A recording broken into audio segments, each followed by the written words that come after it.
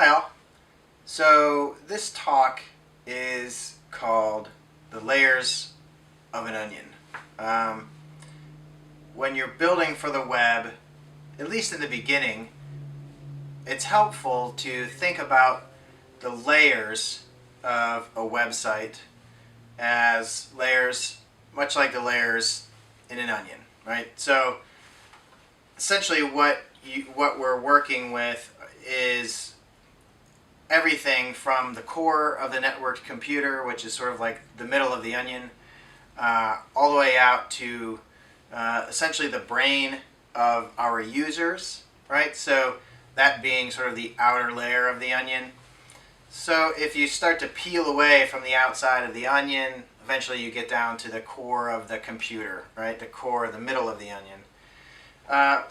One of the readings for this week is chapter 3 in the text. It's kind of a breakdown of how this layered onion metaphor works. So be sure to take a look at that chapter this week and read through that. Let me know if you have any questions. So we'll dive deep into this idea, and I think at the end you'll have a pretty good idea. And it's a good sort of model to keep in mind. When you start to interact with websites, you think about the code that's behind that main interface there. You think about the different layers of code that are involved in creating an interactive, a rich web experience. I've had questions in the past of, how do bigger websites like Amazon, for example, work? And so we'll talk about these sort of deeper layers of code that come into play in different kinds of websites. All right, so afterwards, if you have any questions, let me know, and let's take a look.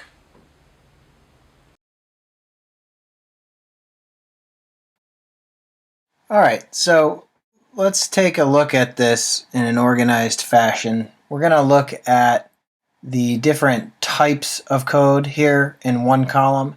We're also going to look at examples of those types of code, or the popular languages that we see in use quite often.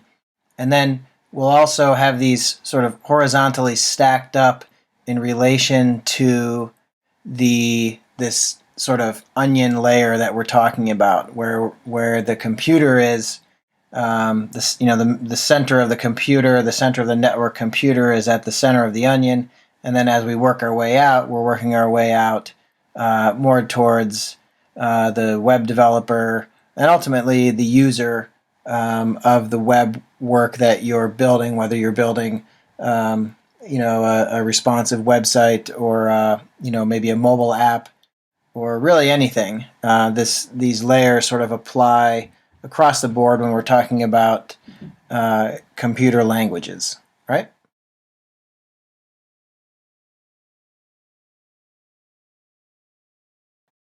So at the lowest level, what we're looking at is something called machine code. So in this class, be sure that you don't get intimidated. We're certainly not going to be writing any machine code, but this introductory talk is in place to make sure that you have a little bit of a context and a way of sort of visualizing how these layers of code interact. Aside from all the hardware and electricity, most of what allows a computer to function, that is, to communicate with itself and ultimately other computers, is code. At the very center of the onion, a computer's central processing unit functions with what we call machine code. This is the binary system of symbols made up of strings of ones and zeros that are organized in sets of 8 that humans have a tough time making sense of. This works well for the machines, however, because it is binary and it's relatively lightweight, and it's also extremely efficient for machines to work with, to write, to compile, to communicate through, so on and so forth.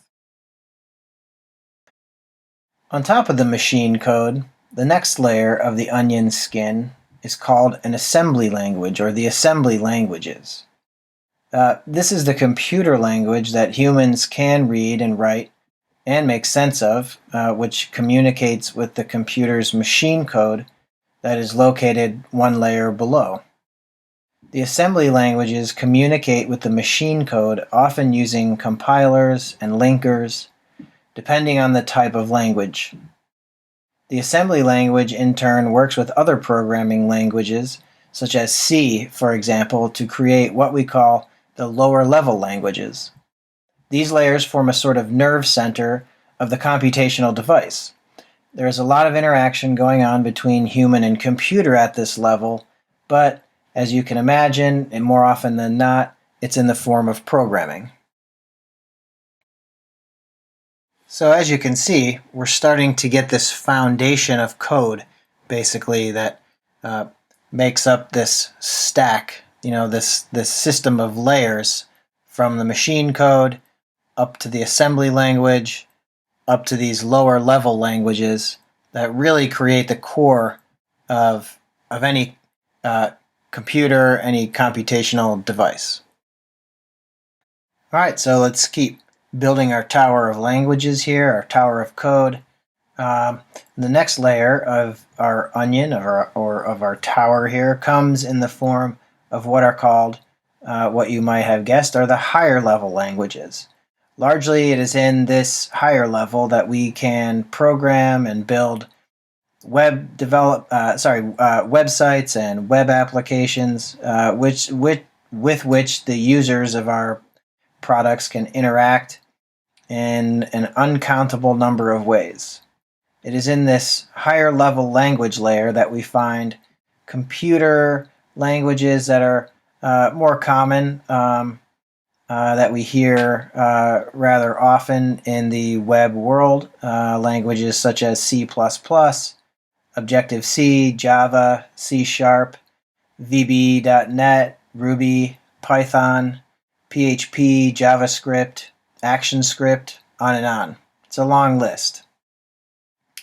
These are called object-oriented languages, and they tend to be relied on for the heavy lifting that may need to be included in an interactive environment. Interactive design and development usually includes relational or other types of databases that store the information a user is interacting with. At this level, it is important to consider how the programs will interact with and use raw and formatted data. So it's worth mentioning here, although it's outside of the scope of IST 250, it will be within the scope of IST 251. When you're talking about websites that use databases, sites and apps that interact with stored data, largely, usually, oftentimes anyway, in what we call relational databases. There is another language that is worth mentioning here called SQL or SQL, kind of goes by both names. This is a language that allows a website, a bunch of files on a server that make up a site, to interact with these databases. And it's actually a fairly simple language. So it is a language in its own right, and is worth mentioning here. So it's somewhat of a go-between, between say a web form on a website, any part of a website that would be using, or storing data, either sending data to a database or pulling data from a database. It could be updating and editing data in a database. Countless uses for databases and websites to interact. But you wouldn't use SQL unless you were interacting with data in a database. So I just wanted to mention that at this point. We don't talk about it in IST 250, but it is worth mentioning. And then, of course, if you're interested in more robust, dynamic, data-driven websites and apps, websites in particular, you might want to look into a new class that we're working on, which I mentioned, which is IST 251. So in that class we use a lot of different technologies, but mainly PHP, which is listed here as one of the higher level languages. And it interacts with SQL, which then interacts with the database. So just something I wanted to mention at this point. Okay, so let's keep moving on. Further out, we have another layer to our onion, our growing tower here of code that includes lighter weight languages, some may say. Many of the languages in this layer are called markup languages. Markup languages such as HTML5, XML, CFML, which is the Cold Fusion markup language. These are used mainly for structure, communication, and display of data. HTML, the hypertext markup language, is a standard for pages on the World Wide Web, as you may already be aware. For our purposes, we can consider the standard web styling language known as cascading style sheets, or by its initials CSS, to be included in this layer of the computer-based web system. So oftentimes when we're talking about fairly simple HTML-based websites, or also called static HTML sites, meaning that they're websites that are not interacting with the database, we sort of by default include CSS in that conversation because it's really become the standard, the norm for styling your HTML. So for anything above and beyond just extremely basic text on a page or on a screen, you're going to want to learn a little bit of CSS and brush up on your CSS skills. So we'll be doing that later on in the semester. But we include CSS in this layer as well. When considering a website or a native mobile app, this layer plays a major role in the user interface engineering of the product. None of the layers really ever does much on their own, any of these layers that we're looking at right now. These layers continually work together to make happen what we tell the computer we would like it to do.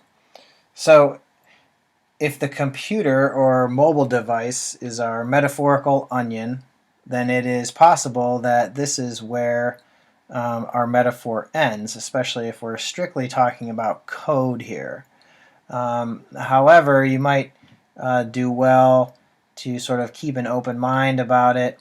For purposes of continuing the illustration, we may consider the next layer out to be where we start to see humans really interacting with the computer that is running the product we built. So this is when we start talking about our users and how our users are interacting with the websites that we're building.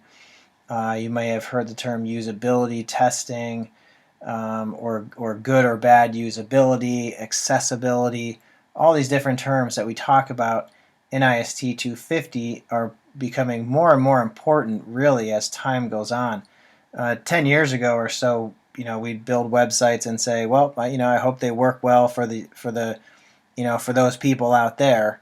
We really didn't do much cross-browser testing, which is another term we'll talk about in class.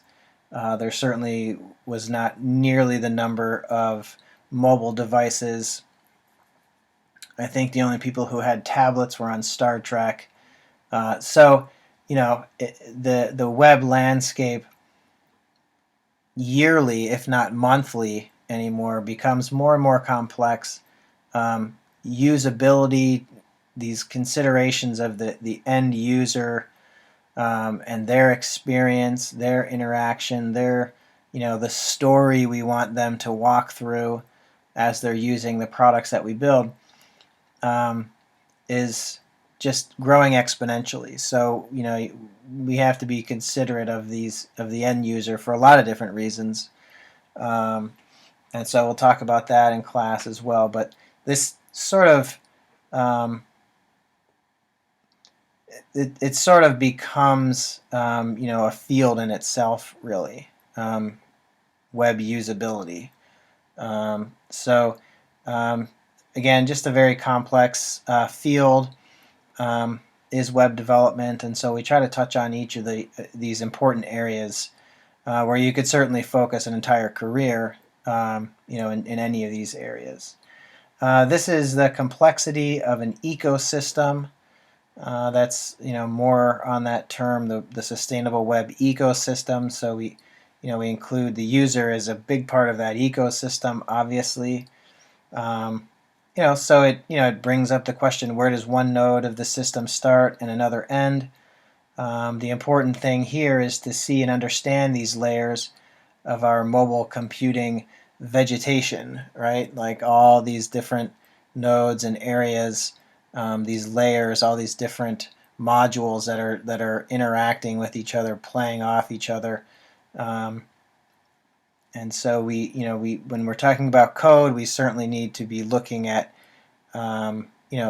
primarily the code that you need, right? So no one person is going to be working with all of these layers of code. You'll in this class we talk about the higher level, or I shouldn't really call them the higher level. And here we talk about more about markup languages, this top layer, the markup language, and the CSS, obviously, but it's good to have this sort of greater context around the rest of these layers that are going on. But you certainly the average professional certainly wouldn't be specializing in all of these by any means.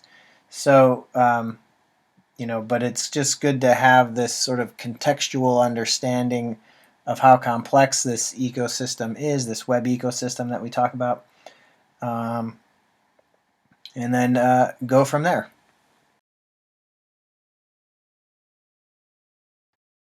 Okay, so as a wrap up, this has been sort of a mile-high view of the different layers, the different types of code that one might come across when building web systems, web applications, websites. What we will be focusing on in this class, IST 250, is shown here. Sort of the markup languages layer, not including Cold Fusion. We won't be doing any Cold Fusion in this class, but we will be doing HTML, particularly HTML5, which is the newest version of HTML. We'll take a look at XML just to give you an idea of what XML is, how it can be used, why it's valuable.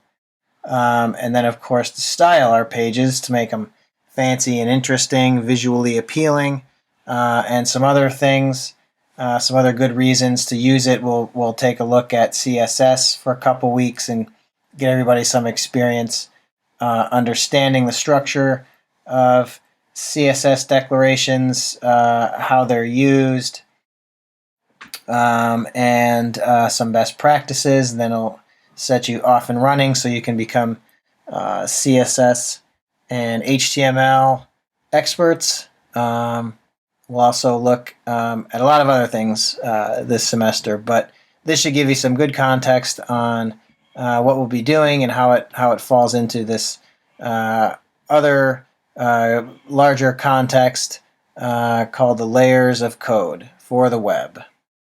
So, as always, let me know if you have any questions on any of this, and I will see you in class soon.